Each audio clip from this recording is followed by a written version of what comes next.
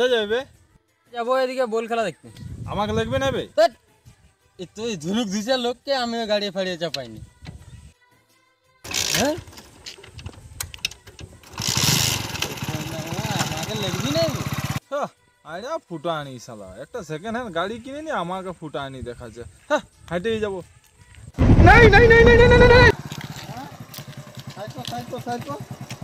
Helmet কই?